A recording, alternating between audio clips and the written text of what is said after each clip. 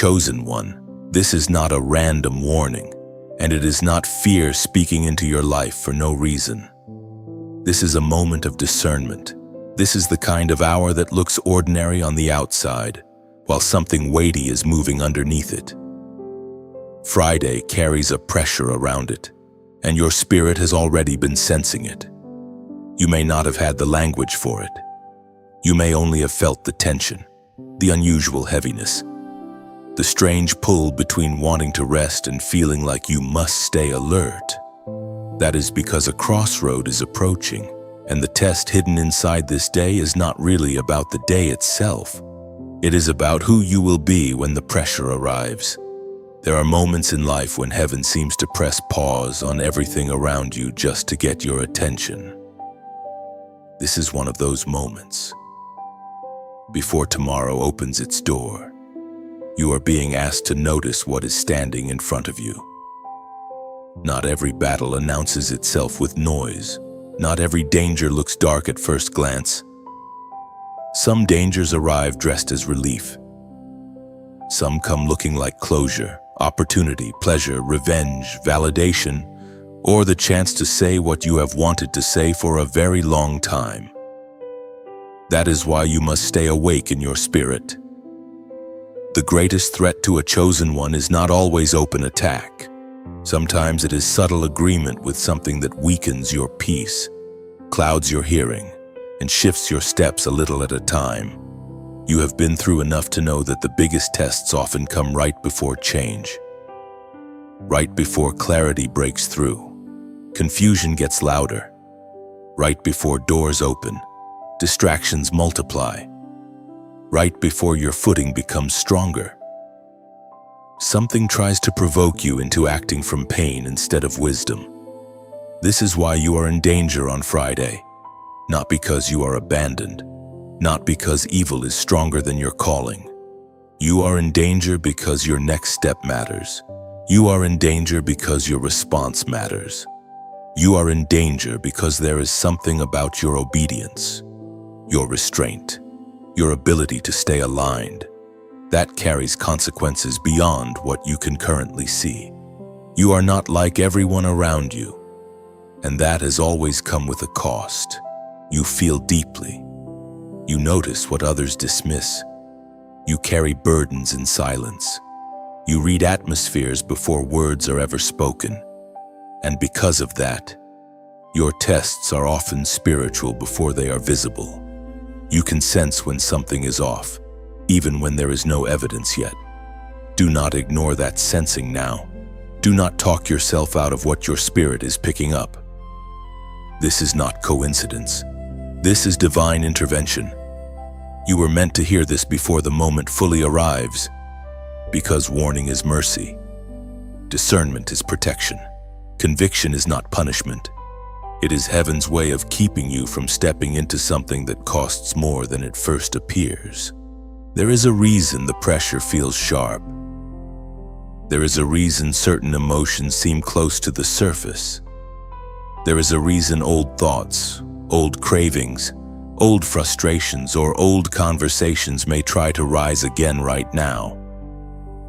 When a final test approaches, it often touches the very places where you once felt weakest. It does not come to inform heaven about who you are. Heaven already knows. It comes to reveal to you whether you have grown, whether you can stand, whether you can recognize the bait before you call it harmless. You are being invited into a higher response, not a louder one, not a more dramatic one, a higher one. So on this Friday, you must slow down enough to hear beneath the noise. Watch what suddenly feels urgent. Watch what tries to rush you. Watch what makes you want to react quickly. Speak sharply. Prove a point. Revisit a wound. Or reach for something you already know does not bring life. The enemy does not need a huge opening. It looks for a moment of carelessness, a flash of emotion, a brief surrender of discipline. But you are not powerless here. You are not trapped. You are being warned so you can stand in authority. Type 144 in the comments if you are choosing discernment over impulse. This warning is not meant to make you afraid of tomorrow. It is meant to make you ready for it.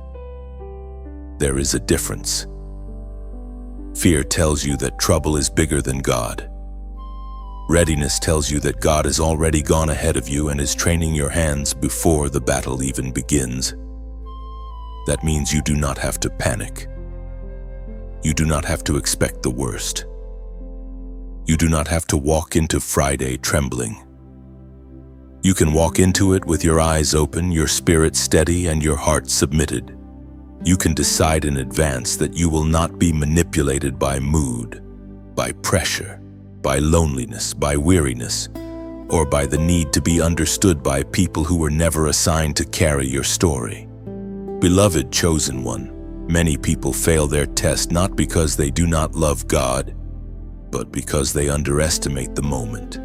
They think it is small, and because they think it is small, they lower their guard. They call it just a conversation, just a glance, just a compromise, just one response, just one delay, just one little return to what they already left behind. But destiny is often shaped in moments that look ordinary while they are happening. This is why you must treat this hour with reverence. Something is being weighed. Something is being revealed. Something in you is being called upward. So breathe, center yourself. Let your soul come back under order. Refuse to be ruled by agitation. Refuse to let temporary emotions speak louder than eternal wisdom. This Friday is not arriving to destroy you. It is arriving to expose whether you have learned how to stand. And you can stand. You can pass what once would have broken you. You can remain clear where you once would have been pulled off course. You can walk through this narrow place with dignity, restraint, and spiritual authority. Before tomorrow comes, remember who you are. You are chosen. And because you are chosen, you must stay watchful. The danger is real, but so is the grace surrounding you. The test is near, but so is the strength that will carry you through it. Chosen one. The reason this warning feels so sharp is because your life has been preparing you for moments exactly like this. Even when you did not realize preparation was happening, you have known what it is to feel different, to carry convictions that others do not understand, and to stand in rooms where compromise is treated as normal while your spirit keeps telling you that something is not right. That tension has not been wasted. It has been training. Every time you held your peace when you wanted to react, every time you walked away from something that looked appealing but felt unclean, every time you stayed faithful in a season that gave you no applause, a deeper strength was forming in you. That is why Friday matters. It is not only another day, it is a revealing point. It will show what has truly been built inside you. This is why Daniel is the right mirror for the path you are walking now. Daniel was a man surrounded by pressure from the very beginning. He did not live in a soft environment that made obedience easy. He lived in a world that constantly pushed him to blend in, bow down, and accept what everyone else accepted. He was taken into a foreign system, placed in the middle of power, and expected to adjust himself to survive. Yet the most remarkable thing about Daniel is that he did not let the environment rewrite his spirit. He learned how to serve with excellence without surrendering his soul. He was wise, disciplined, and useful, but beneath all of that was a holy refusal. He would not cross certain lines, even when crossing them would have made life simpler. That is the kind of resistance your spirit is being called into now, because the danger approaching you is not always dramatic at first. Sometimes it comes in the form of subtle pressure, a suggestion, an invitation, a moment that seems small enough to excuse. Daniel understood this long before the lion's den. His life was shaped by a series of decisions in which he quietly refused agreement with what would dilute his identity. He knew that compromise rarely begins with catastrophe. It begins with a little permission, a little bending, a little silence where truth should have stood upright. That is how many chosen ones are tested. Not first by open destruction, but by a private moment where they must decide whether belonging matters more than obedience. You know that feeling. You know what it is to be tired enough to wonder whether one small compromise would really matter. You know what it is to feel the temptation to avoid conflict, to keep the peace, to protect your image, to do what is easier in the moment rather than what is cleaner in the spirit. But Daniel's story reminds you that your real safety is never found in compromise. It is found in alignment. What preserved him was not cleverness alone. It was consistency. He belonged to God in private before he ever became a public testimony. That is why when the greater test came, his response was already formed. And that is what makes this Friday serious for you. The pressure may look sudden, but your response is being shaped by what you have been practicing all along. Daniel did not wait until danger arrived to decide who he was. He had already decided. When the decree was issued and prayer became dangerous, he did not suddenly become faithful out of panic. He continued what had been true in him before the threat appeared. He opened his window, knelt before God, and stayed anchored in the pattern of devotion that had carried him before. The law changed around him, but his spirit did not move. The scripture says, when Daniel knew that the document had been signed, he went to his house where he had windows in his upper chamber open toward Jerusalem. He got down on his knees 3 times a day and prayed and gave thanks before his God, as he had done previously. Daniel chapter 6, verse 10. Notice the weight of that final phrase, as he had done previously. That is where the power is. Daniel did not build courage in the crisis. He revealed courage that had already been built in secret. That is the word for you right now. Friday may try to confront you with urgency, emotion, or fear, but the deeper question is whether your spirit has already chosen its position. The final test often does not ask you to become someone new in a single moment. It asks whether you will remain who God has been forming you to be. Daniel's danger was real. The den was not symbolic to him. The threat had teeth. The trap was designed carefully using politics, jealousy, and timing. That matters because what approaches you may also be calculated. Not every attack is random. Sometimes the enemy studies your rhythm and waits for the hour when fatigue, emotion, and opportunity intersect. That is why you must not dismiss this warning. Daniel's enemies knew they could not destroy his excellence, so they targeted his devotion. They looked for the very place where his loyalty to God would put him at odds with the pressure around him. In the same way, the enemy does not only want your comfort, it wants your agreement. It wants that one moment where you act beneath your calling because the pressure feels too immediate. But Daniel shows you another way. He shows you that peace is possible even when danger is close. He shows you that faithfulness can remain steady when consequences look severe. He shows you that obedience is not always loud, but it is unshakable. And most of all, he shows you that God does not abandon his people when they refuse to bow. The God who met Daniel in danger is the same God teaching your spirit how to stand now. So before Friday fully unfolds, let this settle inside you. Your history has been preparing you. Your discipline matters. Your hidden devotion matters. Your quiet refusals matter. Like Daniel, you are not being asked to perform under pressure. You are being asked to remain aligned under pressure. And that kind of faithfulness becomes the very thing heaven uses to carry you through the test. Chosen one. By now you can feel that the danger surrounding this Friday is not always going to announce itself with noise. That is what makes it dangerous. The trap set before you may not look like destruction when it first appears. It may look harmless. It may even look helpful. It may wear the face of convenience, timing, attention, relief, or a second chance to touch something you were supposed to leave behind. This is how subtle warfare works against people who carry purpose. What cannot easily overpower you will often try to mislead you. What cannot break your calling in the open will try to bend your discernment in secret. And when you have been tired for too long, carrying too much for too many, the subtle thing can become more dangerous than the obvious thing. This is why your spirit must stay awake, not anxious, not panicked, but awake. There is a difference.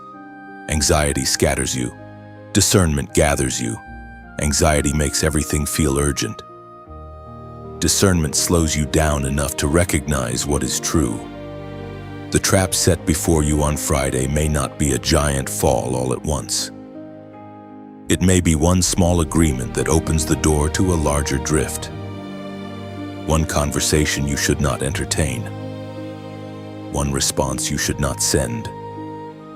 One thought you should not feed. One old attachment you should not revisit. One impulse you should not trust simply because it feels strong. The subtle trap rarely says, ruin your life today. It says, this is small, this is justified, this is understandable, this is only for now. But the chosen one must hear deeper than that. Daniel understood this kind of hidden pressure because his life was filled with moments where the real battle was not about strength alone. It was about discernment. The men around him studied him because they wanted to find an opening. They knew his habits. They watched his integrity. They observed his rhythm. They realized they could not destroy him by attacking his competence, because excellence protected that part of his life. So they searched for something more delicate. They searched for the place where devotion and pressure would collide. That is what a subtle trap does. It studies what matters to you and waits for the right mixture of timing and pressure to turn that place into a point of conflict. In your own life, the trap may be different in form, but not in pattern. It may target your peace. It may target your appetite for approval. It may target your loneliness.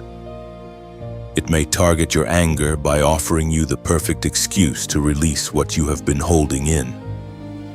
It may target your exhaustion by suggesting you deserve a shortcut. It may target your healing by reopening a memory right when you were finally becoming steady. And because it comes close to a real need, it can feel convincing. That is why not everything that feels emotionally satisfying is spiritually safe. Not everything that appears open is meant to be entered. Not everything that returns is sent by God. That is one of the deepest lessons hidden in Daniel's story. The pressure around him did not only test whether he believed in God, it tested whether he could remain clear while danger was carefully disguised as law, structure, and inevitability.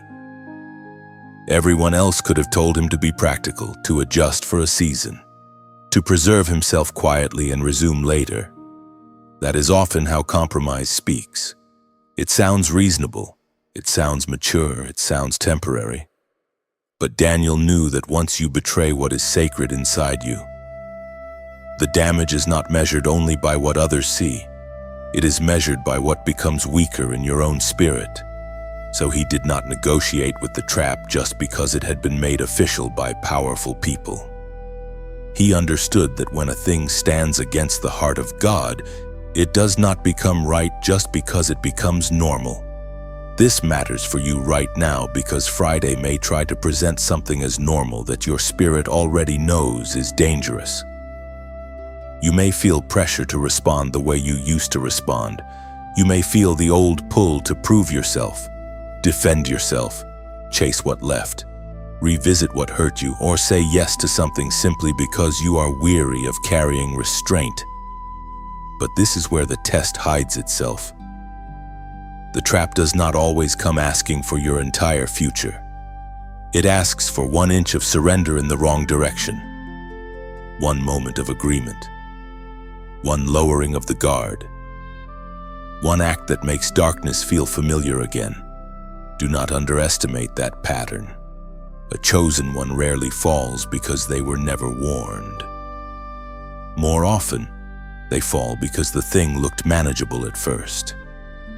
They thought they could touch it without opening the door.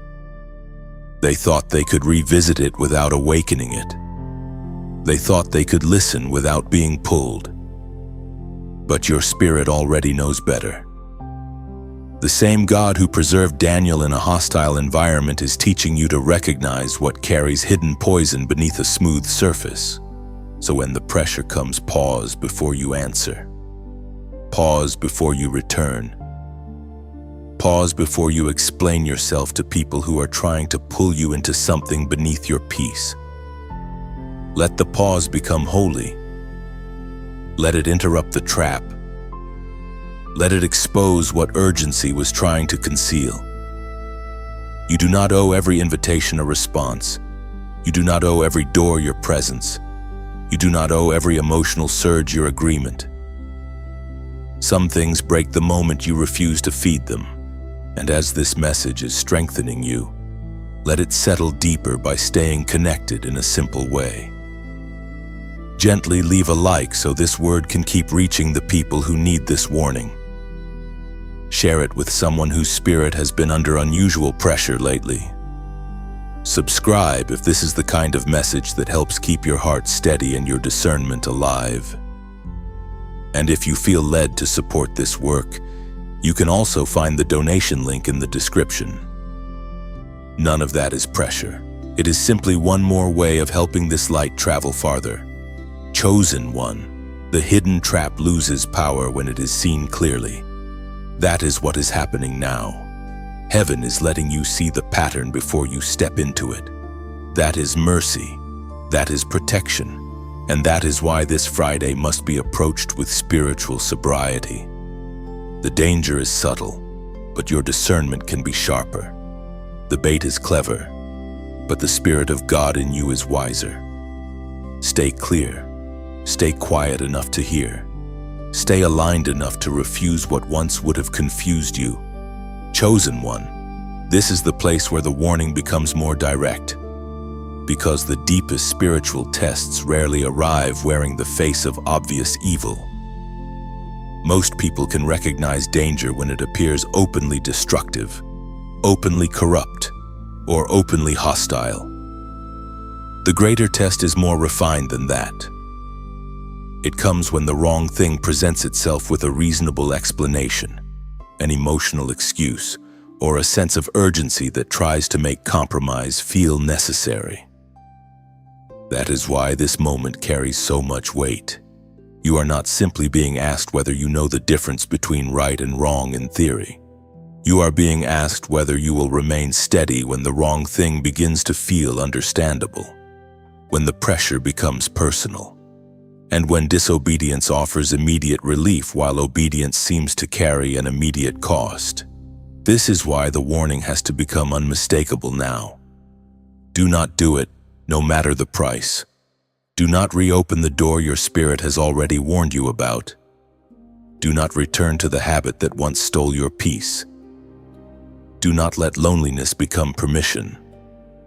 Do not let anger present itself as wisdom. Do not let weariness make the decision for you.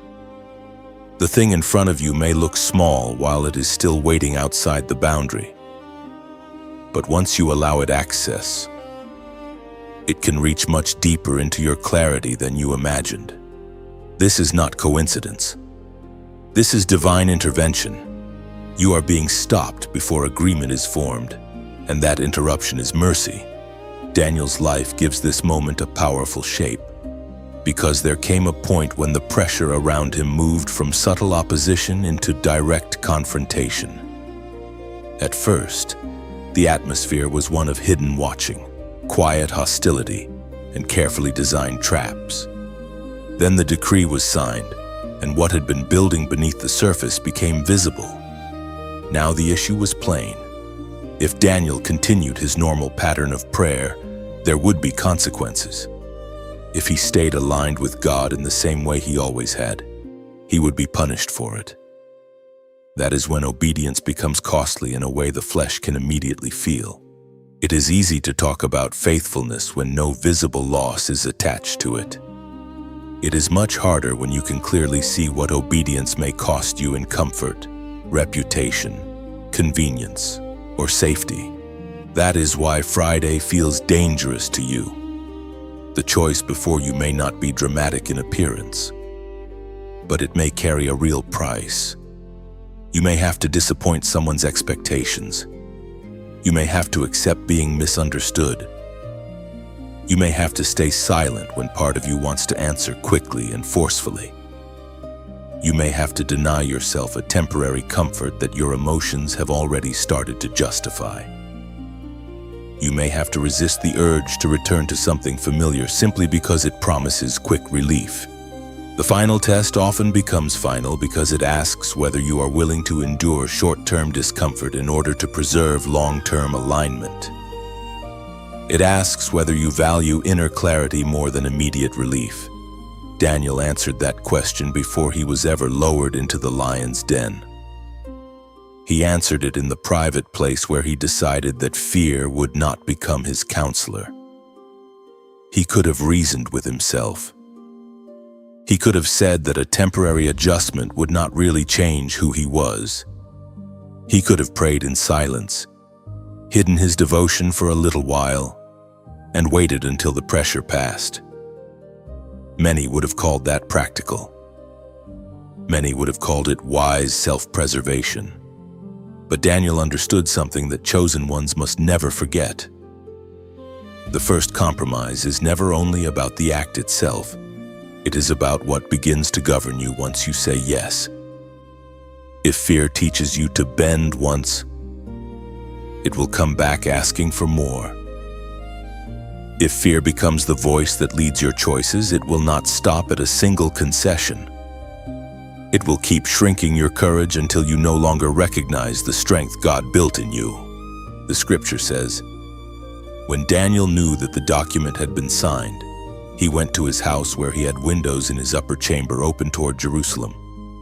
He got down on his knees 3 times a day and prayed and gave thanks before his God, as he had done previously.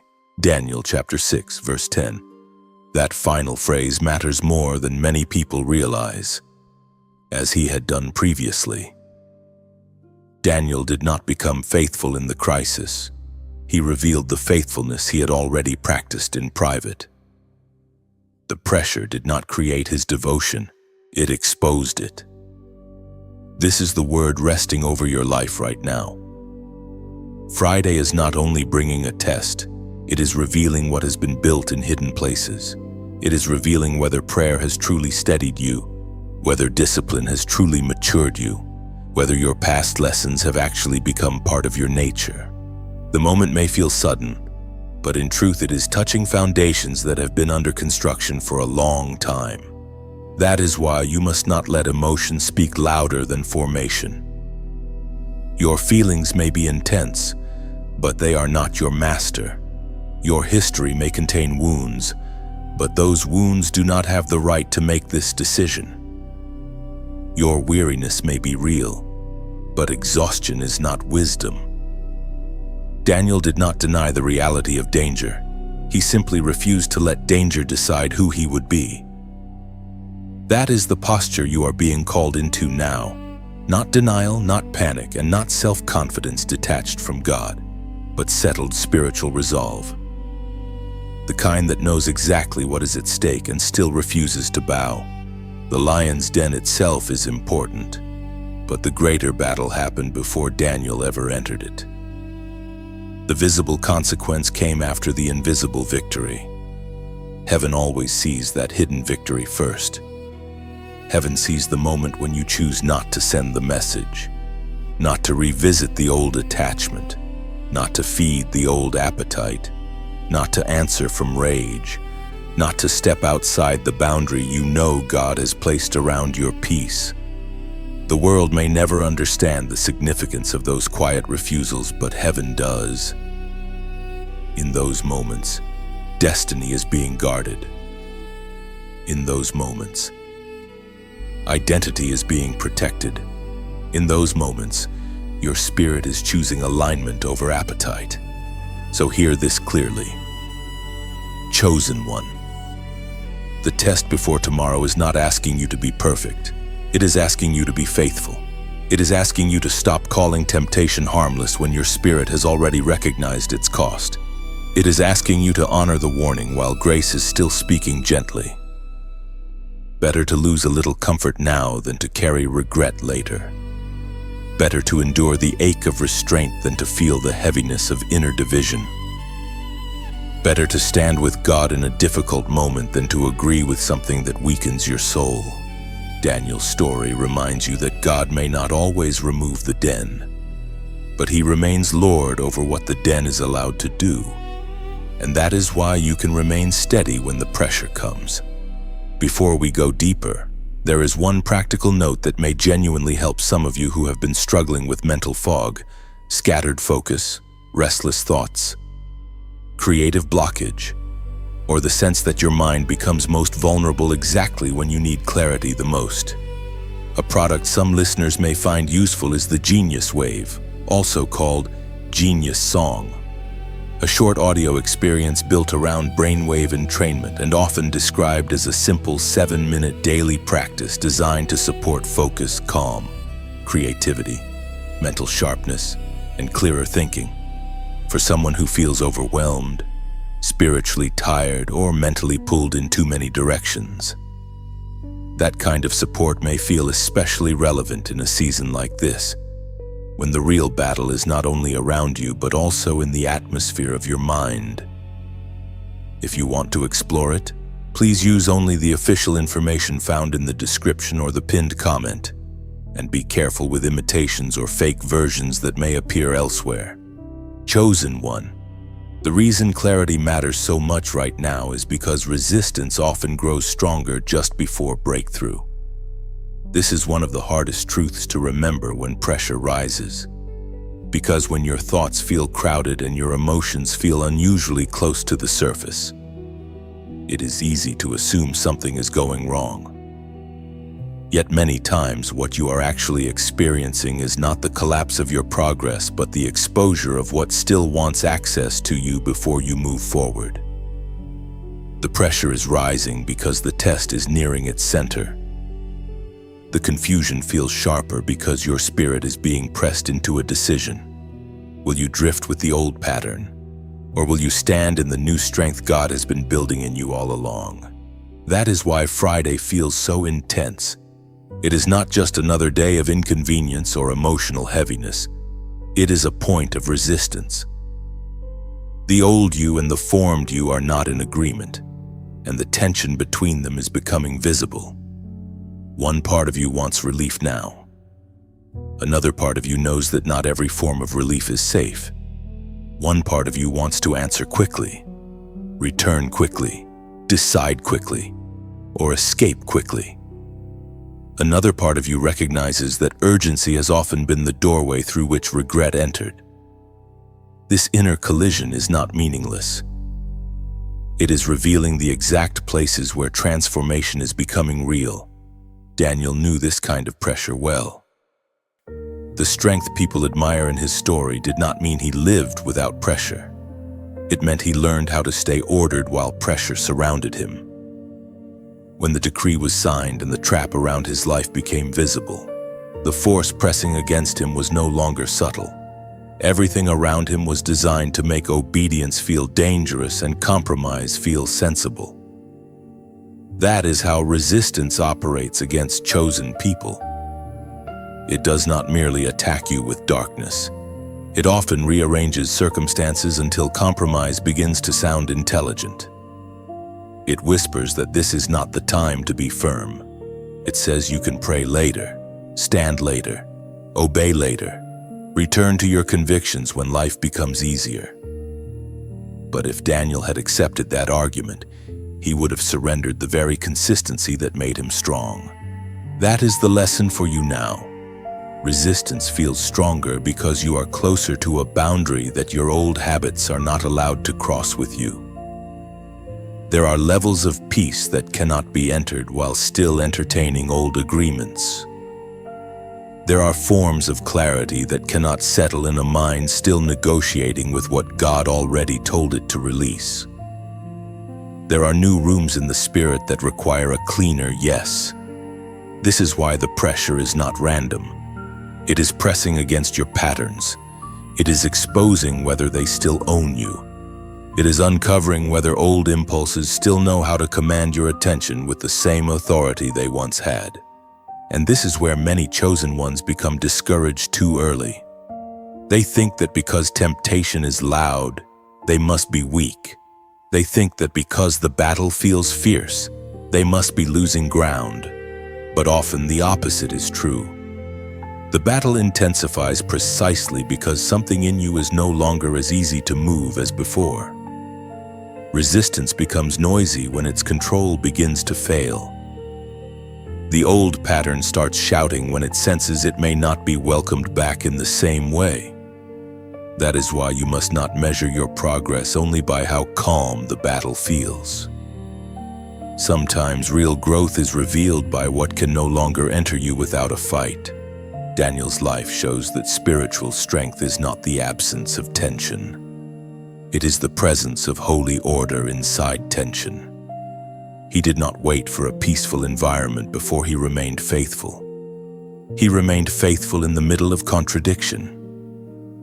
He kept his rhythm when the pressure around him was designed to interrupt it. He kept his devotion when fear tried to rewrite what was normal for him. That is what you are being invited into now. Not a dramatic performance, not a loud display of certainty, but a deeper order, a steady heart, a restrained mouth, a clearer inner line between what is passing through your emotions and what is actually true before God. So when the pressure rises on Friday, do not be surprised by it. Expect the pull to feel strong.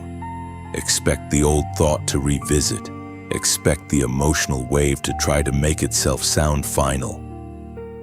But do not worship intensity. Intensity is not truth. Just because the urge is strong does not mean it is right.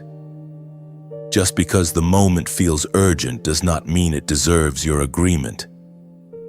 Let the pressure reveal your training instead of erasing it. Let the resistance prove that your spirit has changed.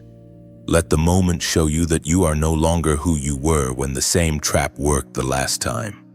Chosen one, this is not the hour to panic because the battle feels close. This is the hour to remember that God has already been preparing you beneath the surface.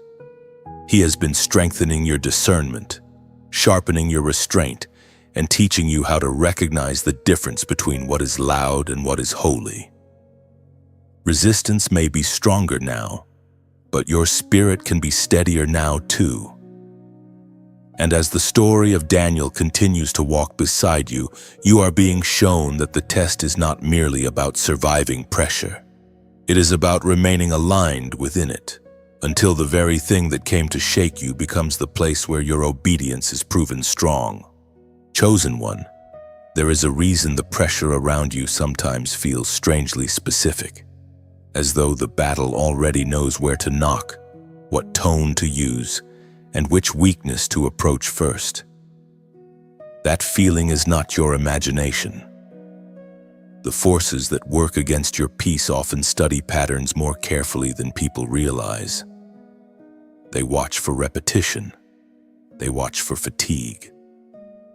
They watch for the emotional openings that appear after disappointment, after isolation, after long seasons of giving without being replenished. What opposes your purpose does not always arrive with random chaos. Sometimes it comes with precision, because it has learned the rhythm of your unguarded moments and waits for the hour when your mind is tired enough to confuse familiarity with safety. That is why this warning matters so much now. You are not only dealing with a passing emotion, you are standing in a moment where familiar patterns may try to reintroduce themselves under pressure. The enemy studies what has worked before.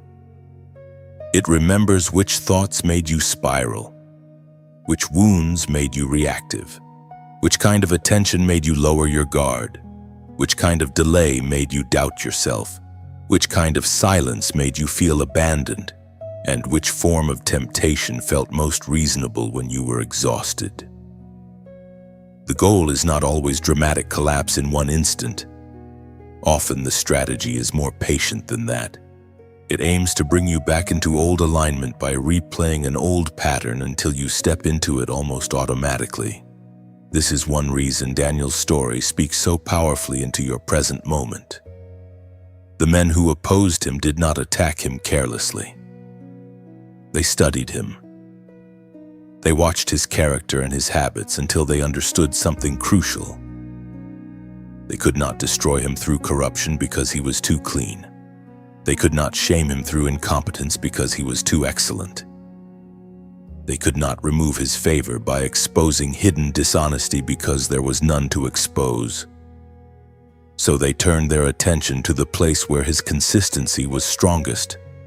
They studied his devotion. They observed his rhythm of prayer. Then they built a trap around the very thing that had always kept him anchored. That is how targeted spiritual resistance often works. It does not always begin by attacking your weakest point. Sometimes it attacks the place of your strength, trying to make your own consistency become the battleground. There is a lesson there that you cannot afford to miss. The enemy is not interested only in your obvious failures. It is interested in interrupting your patterns of strength. If prayer keeps you steady, distraction will multiply. If silence keeps you clear, noise will increase. If discipline keeps you safe, impulsive opportunities will suddenly appear. If rest keeps you grounded, exhaustion will be made to feel unavoidable. This is why spiritual maturity includes pattern awareness. You must know yourself well enough to recognize what usually happens before you drift. You must notice what conditions tend to lower your guard. You must identify which emotional states make certain lies sound believable. That is not fearfulness. That is wisdom. Daniel was preserved not only because he loved God, but because he lived with order. His devotion was not occasional. It was rhythmic. He did not improvise faith each time trouble came near. He practiced alignment until it became part of his structure. So when the trap was set, his enemies could predict his behavior, but they still could not break his spirit. That is the paradox of a disciplined life. The world may understand your habits, yet those habits become the very walls that protect you. Daniel's consistency did not make him vulnerable in the way his enemies expected. It made him unmovable.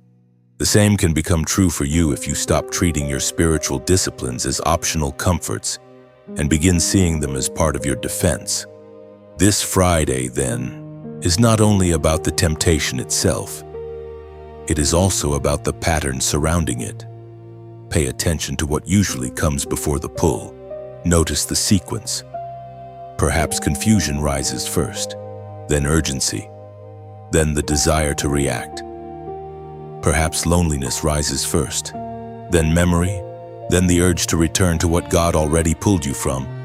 Perhaps fatigue rises first, then self-pity, then compromise begins to sound merciful. The enemy studies your patterns, but with God's help, you can study them too. And when you recognize the pattern, you are no longer standing in the dark. You begin to see the road signs before the cliff. This is where many chosen ones grow stronger in a way that truly changes their life. They stop asking only, "Why am I being tempted?" And they begin asking, "What pattern is trying to reactivate itself in me right now?" That question brings light. It slows the moment down. It interrupts the automatic response and it exposes what is beneath the surface. Daniel, in his own way, lived from that kind of awareness. He knew who he was. He knew where his strength came from. and he knew that changing his rhythm under pressure would mean allowing the pressure to instruct him. So he refused to let the trap redesign his life. That is the kind of inner authority you are being called into, not merely resisting one isolated moment, but recognizing the broader pattern and standing above it. And if this message is helping you notice those patterns more clearly, you can gently support its reach by leaving a like, sharing it with someone who has been fighting familiar battles, and subscribing if these words help keep your spirit steady. If you want to help this work continue, there is also a donation option in the description. It is simply there for those who feel led to strengthen the flow of these messages.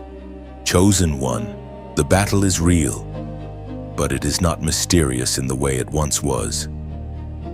You are beginning to see how it works. That matters. The enemy studies your patterns, but the Spirit of God reveals them. What once caught you off guard can now become something you recognize before it takes hold. What once felt inevitable can become interruptible. What once ruled you through repetition can lose its power the moment you stop agreeing with the sequence. Daniel's story reminds you that hidden discipline creates visible strength, and that the person who knows their rhythm before God can stand firm, even when the trap is designed with precision. So go into Friday with your eyes open. Notice the pattern. Refuse the old script.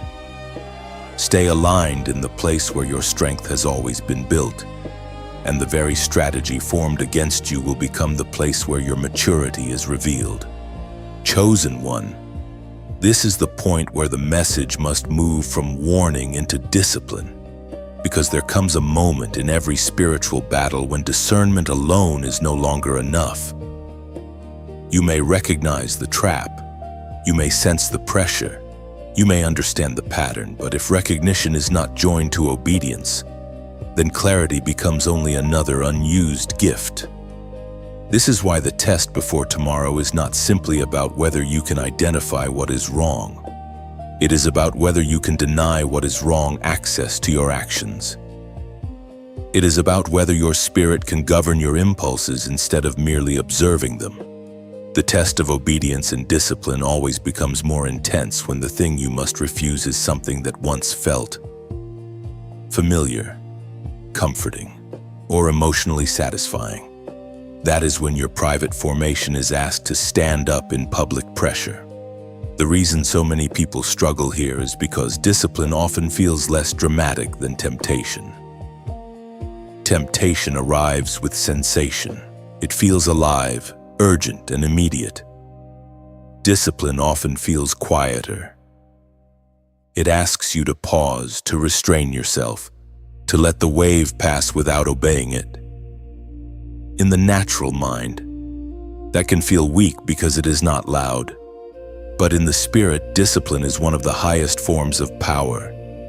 It is the ability to remain ordered when disorder is asking for your agreement. It is the ability to stay submitted to what God has already shown you, even when your emotions are trying to rewrite the meaning of the moment. This is the threshold you are approaching now. Friday is not only bringing pressure, it is bringing the opportunity to prove that you no longer belong to every impulse that visits you. Daniel's story continues to illuminate this with remarkable precision because his life was built on obedience that had structure. He was not merely sincere, he was disciplined. There is a difference. Sincerity can feel deeply for God and still become unstable under pressure. Discipline creates a container for devotion so that love remains steady when life becomes difficult. Daniel had habits before he had headlines. He had prayer before he had public crisis.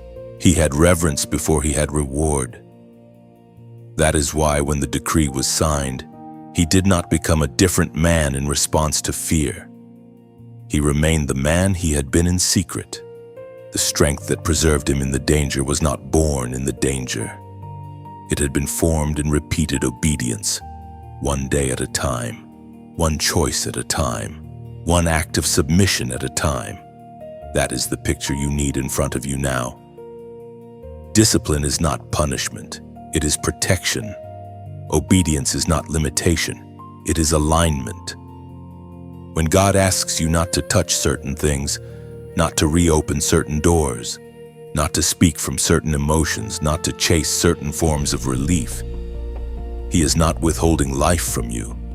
He is preserving the integrity of what He has been building in you. The flesh often interprets restraint as loss because it only knows how to measure immediate satisfaction. But the Spirit knows how to measure consequence. The Spirit knows that one impulsive decision can open a door that takes far longer to close than it did to open. The Spirit knows that a disciplined no in the present can protect years of peace in the future. This is why obedience must become practical now. It is not enough to say you want peace. You must obey the path that protects peace. It is not enough to say you want clarity. You must refuse what clouds it. It is not enough to say you want freedom. You must stop feeding what keeps asking to chain you. Many chosen ones desire the fruit of obedience while still entertaining the habits that fight against it. But Daniel's life reminds you that spiritual authority is strengthened through consistency. Each act of obedience teaches the soul that it does not have to surrender to appetite. Each act of discipline retrains the inner world to follow God rather than pressure. The scripture says that no temptation has overtaken you that is not common to man. God is faithful, and He will not let you be tempted beyond your ability. But with the temptation, He will also provide the way of escape, that you may be able to endure it. 1 Corinthians chapter 10, verse 13. That verse is crucial for this moment because it reveals something your feelings may try to hide from you. There is always a way of escape. The way of escape may not flatter your emotions. It may not satisfy your pride. It may not feel comfortable to your flesh. But it is there. Sometimes the way of escape is silence. Sometimes it is leaving the room. Sometimes it is refusing to answer immediately. Sometimes it is putting distance between yourself and the thing that keeps awakening old weakness. Sometimes it is prayer before reaction. Sometimes it is choosing to disappoint your impulse rather than disappoint the Spirit of God. The escape is not always dramatic, but it is always merciful.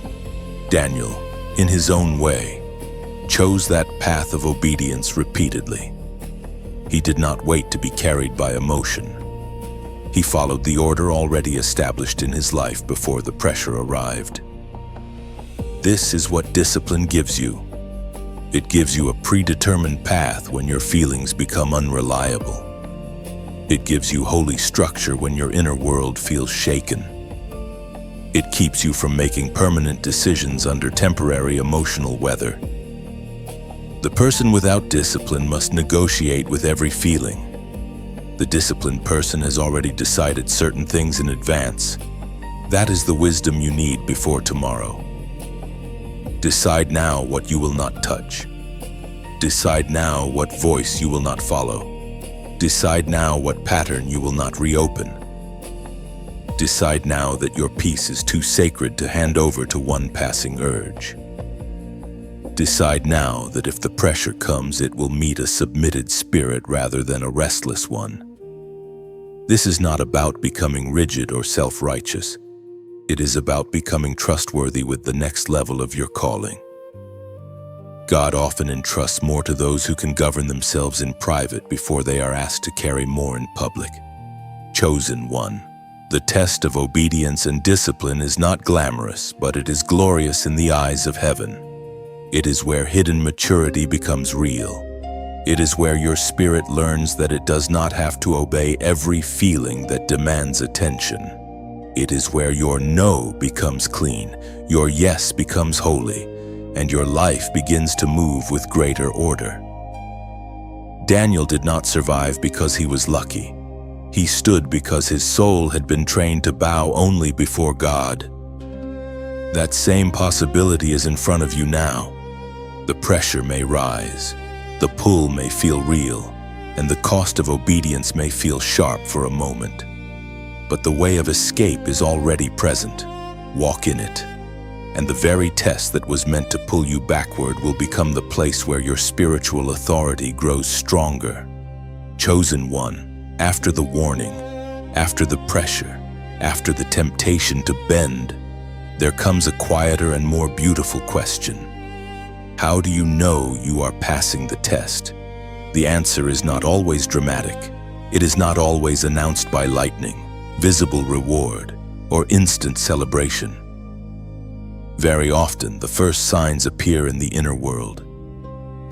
You begin to notice that what once pulled you so strongly no longer carries the same authority. You still feel the pressure, but it does not own your response. You still recognize the trap, but you no longer feel hypnotized by it. You still hear the old voice, but something deeper in you has become stronger than its demand. That is one of the first signs you are passing the test. You are no longer being ruled by the first feeling that knocks on the door of your mind. Another sign is the return of clarity.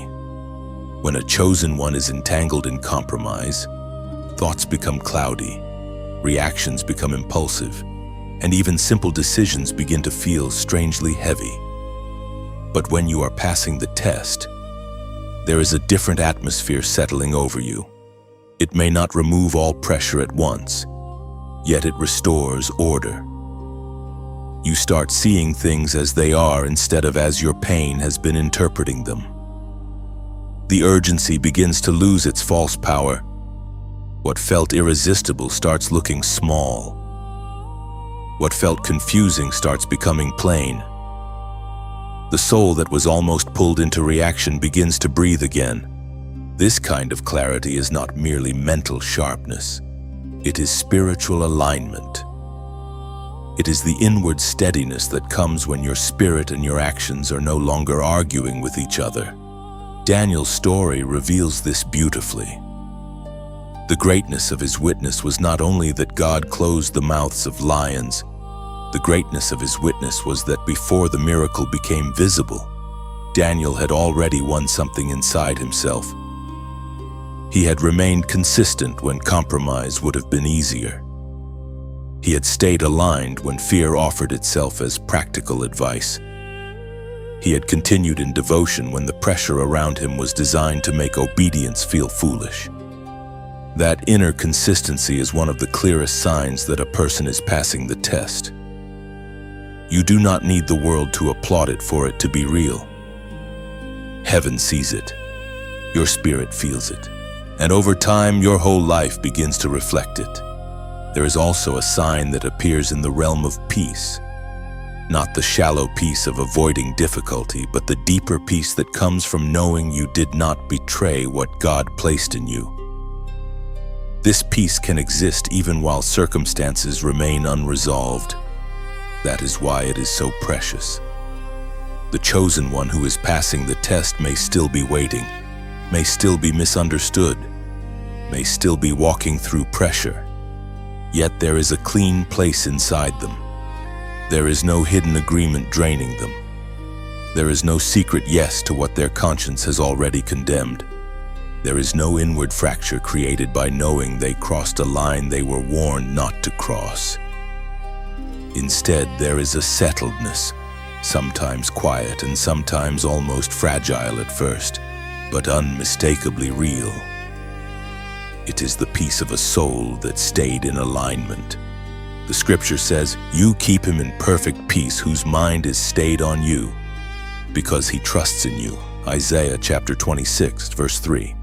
That verse matters here because peace is not just a reward after the test. It is also a sign within the test. When your mind stays anchored in God instead of being dragged by every passing wave, peace begins to mark your path, even before external conditions fully change. This does not mean you feel nothing. It does not mean temptation disappears forever. It means trust is becoming stronger than panic. It means obedience is becoming more natural than compromise. It means the part of you that belongs to God is no longer a faint voice in the background. It is becoming the governing voice. Another sign you are passing the test is that your appetite for what weakens you begins to fade. This does not always happen in one instant, and it does not mean the battle never returns. But the taste starts changing. What once looked attractive begins to reveal its cost more clearly. What once seemed comforting begins to feel heavy before you even touch it. What once felt familiar begins to feel foreign to the person you are becoming. This is one of the quiet miracles of transformation. God not only teaches you to say no, He also begins to change what you hunger for. That is a holy sign. It means your spirit is maturing beyond mere survival and moving into real renewal. You may also notice a stronger resistance to impulsive reaction. Where you once would have spoken too quickly, now you pause. Where you once would have answered from emotion, now you weigh your words. Where you once would have reopened the old door out of loneliness, now you feel a holy caution rise up before you reach for the handle. Do not overlook these small victories. They are not small in heaven. They are evidence that your inner life is being reordered. Daniel's strength was not only revealed in dramatic moments.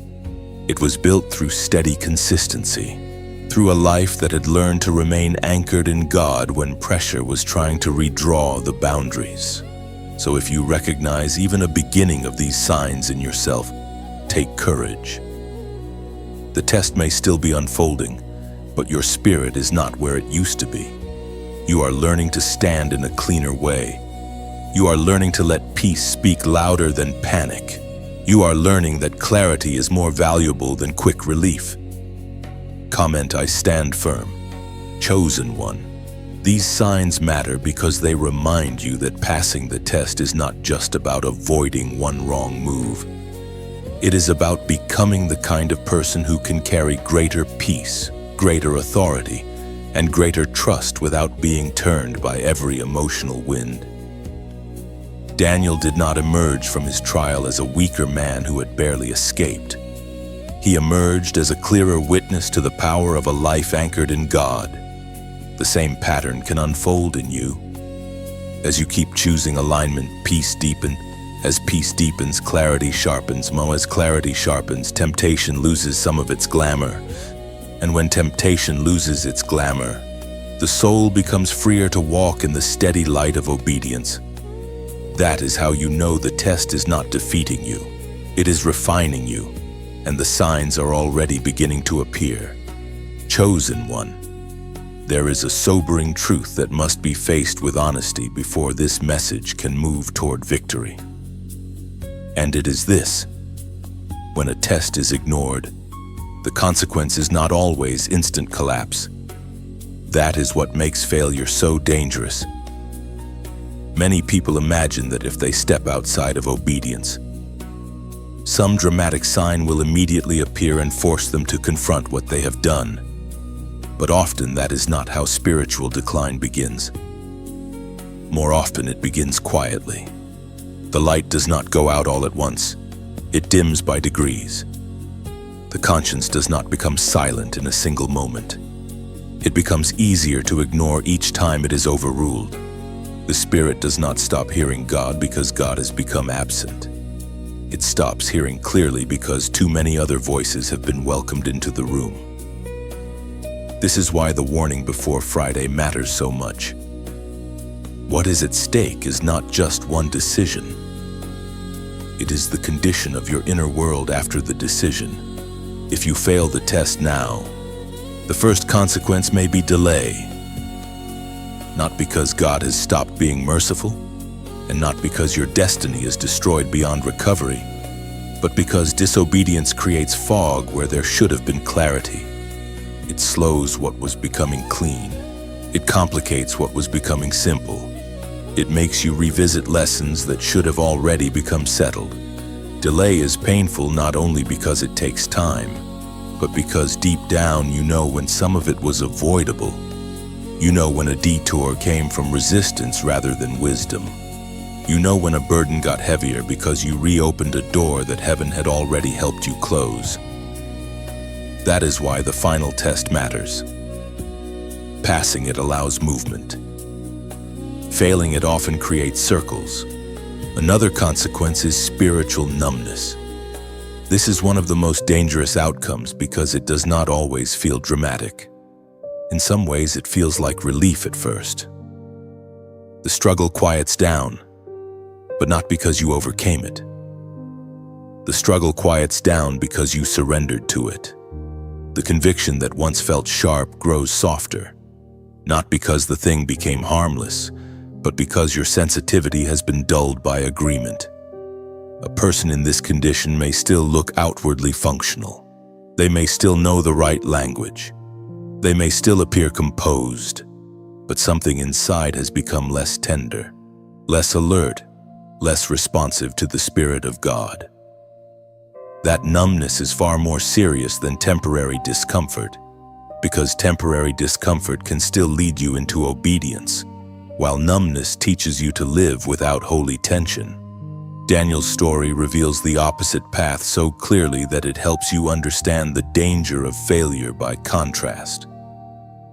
Daniel did not preserve his life by avoiding conviction. He preserved his life by honoring conviction. He did not reduce tension by surrendering his devotion. He remained sensitive to God even when sensitivity placed him in danger. That is why his story stands as such a powerful witness. If he had chosen compromise, the lion's den might never have come, but something worse would have happened. The visible crisis may have been avoided, yet the invisible strength that defined his life would have been weakened. The den looked terrifying, but compromise would have been more costly. The den threatened his body for a night. Compromise would have touched his spirit at its root. That is what you must understand now. Sometimes what looks easier in the moment carries the deeper damage. If you fail this test, you may gain temporary comfort, but lose inward authority. You may avoid the immediate ache of obedience, but trade it for the heavier ache of self-betrayal. You may silence the pressure for an hour, a day, or a season, but wake up to find that your peace no longer feels clean. This is why failure is never only about an external action. It is about what the action begins to authorize inside you. One compromise can start teaching the soul dangerous lessons. It can teach you that boundaries are flexible when emotions are intense. It can teach you that old patterns are still available whenever obedience feels costly. It can teach you that the voice of God may be delayed or adjusted when another voice feels more urgent. Those are destructive lessons even when they are learned quietly. The scripture says, "We do not be deceived, God is not mocked. For whatever one sows, that will he also reap." Galatians chapter 6, verse 7. This verse is not given to crush you. It is given to wake you. Sowing and reaping are slow truths, and that is exactly why they matter here. The failure of a test is not dangerous only because of what happens that day. It is dangerous because it plants something. It sows confusion, weakness, division, or numbness that later grows into a harvest. In the same way, obedience also plants something. It sows peace, restraint, trust, and spiritual authority that later become visible fruit. Friday is not only a moment to survive, it is a field in which something will be planted. If you fail now, another consequence may be that the next test arrives stronger. What is not defeated often returns with greater boldness. What is tolerated tends to become more familiar. The line that once troubled your conscience becomes easier to cross the second time. The thing that once shocked you begins to feel ordinary. This is how drift happens. Not usually through one spectacular rebellion, but through repeated moments where the soul chooses relief over reverence until reverence no longer feels urgent. That is why you must take this warning seriously while your spirit is still tender. Tenderness is a gift. Conviction is a gift. The ache you feel when God warns you is a gift. It means the door is still open. It means numbness has not won. And yet even here, this is not a message of despair. It is a message of truth spoken in time. You are being shown the cost now so that you do not have to learn it through regret later. Daniel's life stands before you not only as an example of courage, but as proof that the costly path of faithfulness is still better than the comfortable path of compromise. Better to face lions with a clean spirit than to avoid lions with a divided one. Better to walk through pressure with God than to escape pressure by stepping outside of alignment. Better to suffer temporary loss than to lose sensitivity to the voice that has been guiding you all along. Chosen one, failure now would not mean God has no mercy left for you, but it would mean avoidable pain, avoidable fog, and avoidable delay. So receive this warning with seriousness. Let it sober you. Let it strengthen your resolve. The danger is real because what is planted in moments like this has the power to shape what grows next. Guard the field, protect the seed, and remember that the God who preserved Daniel through the night is also the God who is warning you before the night fully falls, so that you may choose the path that keeps your spirit alive, clear, and clean before Him. Chosen one, this is where everything that has been building through the warning, the pressure, the discernment, and the private battle must now come into a place of decision. The final test before tomorrow is not only about what you are avoiding, it is about what you are stepping into. God has not been preparing you merely to survive another difficult moment. He has been preparing you to stand in a different kind of authority, one that does not depend on emotion, applause, or visible certainty. It is the authority of a soul that has learned to remain aligned when compromise was available, when fear was persuasive, and when the easier path kept asking to be chosen. That is why this moment is holy. It is not holy because the pressure feels pleasant. It is holy because heaven is watching a deeper version of you rise. Daniel's story has walked beside you for a reason. He was not preserved simply because he was brave by nature. He was preserved because he belonged to God before the crisis ever arrived. And when the crisis came, it found him already anchored. That is the invitation now resting on your life. Be anchored before tomorrow begins. Do not wait for the battle to become louder before you decide who you are. Do not wait for the temptation to become more attractive before you remember your identity. Stand in it now. Remind your soul now. You are not a servant of your impulses. You are not the property of your old patterns. You are not at the mercy of every emotion that rises in the night. You belong to God, and because you belong to God, you can enter Friday with a steadier heart than the one you had before this message found you. Power before tomorrow does not mean you suddenly feel no weakness. It means weakness no longer sits on the throne. It means fear is present but not obeyed. It means the old appetite may still whisper, but it no longer has the final word. It means clarity becomes more precious to you than quick relief. It means peace becomes more valuable than the false comfort of familiar compromise. Daniel stepped into that kind of power when he refused to let the decree reshape his devotion. He did not control the empire around him, but he governed himself before God. That is real power. Many people can control appearances. Fewer can govern their inner world. Yet that inward government is exactly where your victory will be sealed. So before tomorrow arrives, gather yourself. Bring your thoughts back under truth.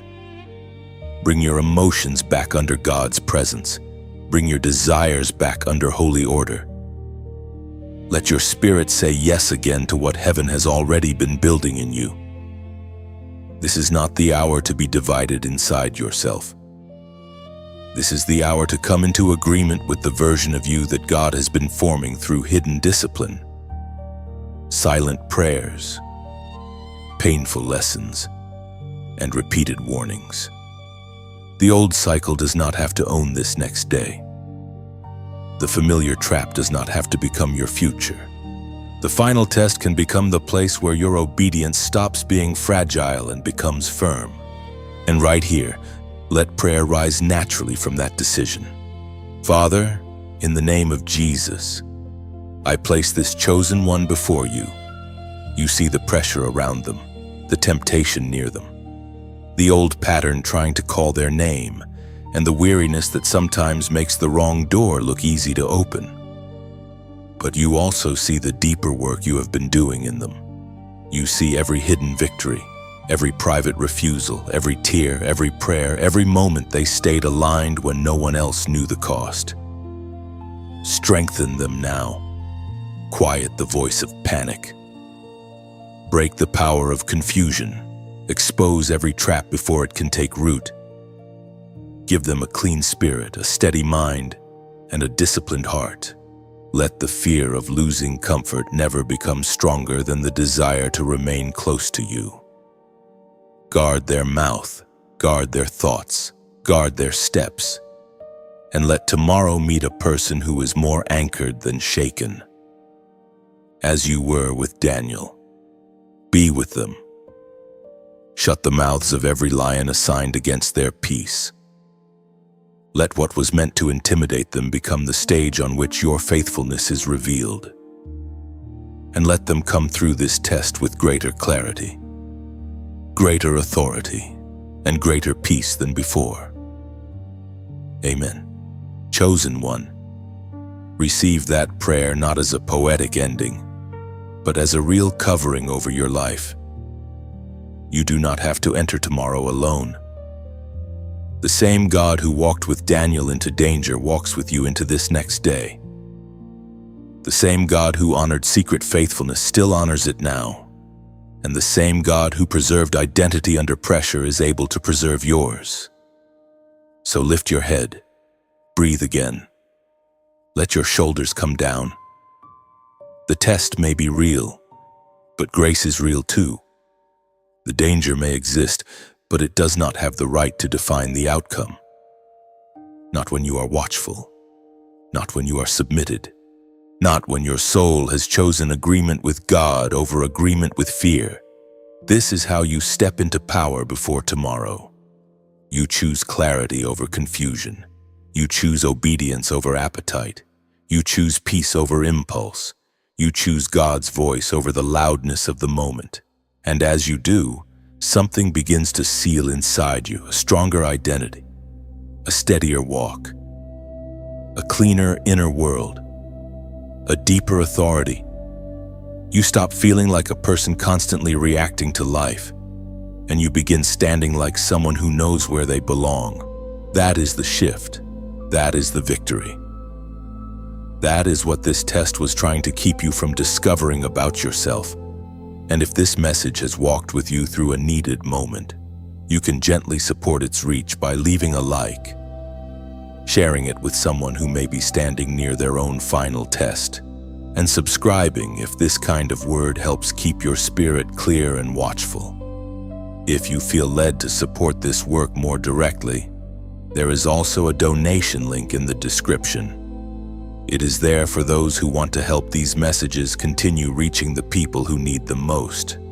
So now go into tomorrow with holy calm, not careless, not fearful, but settled. The warning has been given. The trap has been exposed. The pattern has been named. The choice has been placed in your hands. And now the power to stand is being placed in your spirit. Daniel's story has shown you that one faithful life can remain unbent in the middle of pressure and come out carrying even greater authority. Let that truth settle deeply in you. You are not powerless before this Friday. You are prepared when you are guarded, when you are being called higher, And what you choose in this hour can mark the beginning of a cleaner, stronger, and more peaceful chapter than the one that came before. Now let the noise fall back. Let the urgency lose its grip. Let the fear that tried to stand close to your thoughts be pushed outward by the quiet confidence of a soul that has heard from God. You do not need to carry this message as panic. Carry it as light. Carry it as a reminder that warning is mercy, discernment is protection, and obedience is never wasted. As this night gives way to tomorrow, keep your heart soft, your mind clear, and your steps slow enough to remain aware of what is trying to enter your space. Refuse what steals peace. Welcome what strengthens peace. Stay near the presence of God, because the closer you remain to Him, the less attractive the counterfeit become. The test may be near, but so is the grace to pass it. You have not come this far to fall back into an old pattern now. You have not survived all that you have survived just to surrender at the edge of breakthrough. Stand firm, stay watchful, walk clean, and remember that the God who has kept you through every past storm is more than able to keep you through this one as well.